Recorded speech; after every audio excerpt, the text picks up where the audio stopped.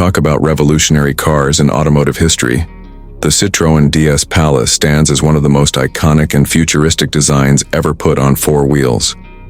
Introduced in the mid-1950s, the DS wasn't just a car, it was a glimpse into the future.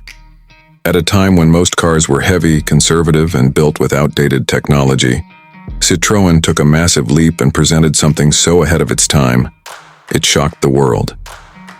The DS Pallas, introduced as a luxury trim in 1964, took everything that made the DS remarkable and added an extra layer of sophistication. This wasn't just about comfort, it was about style, innovation, and making a statement. With the Pallas, Citroën combined avant-garde design with advanced technology, and even today, nearly 70 years later, it still turns heads.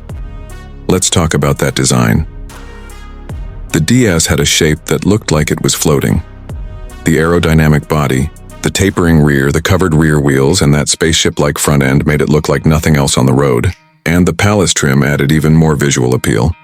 Chrome accents, plush upholstery, and a level of refinement rarely seen in cars of that era. But the beauty of the DS wasn't just skin deep.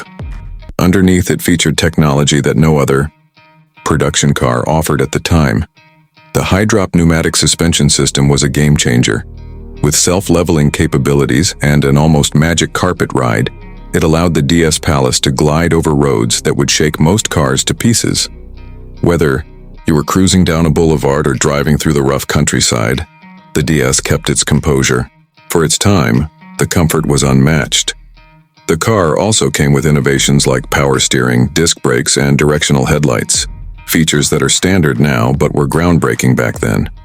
Even the way you changed a tire was different. The suspension could raise the car high enough that one wheel could be removed without a jack. Inside the Pallas, you were greeted with a cabin that emphasized both luxury and futuristic design. The single-spoke steering wheel, for example, looked like it belonged in a sci-fi movie. The seats were soft, wide, and perfectly suited for long-distance cruising. You could easily imagine executives or celebrities enjoying every ride in absolute comfort.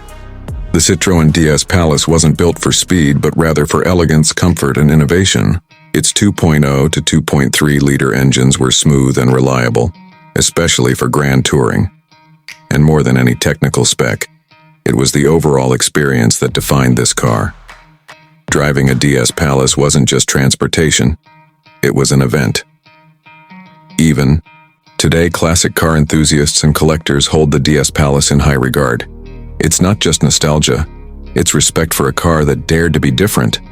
Citroën didn't just follow trends, they set them. And with the DS Pallas, they created a legend.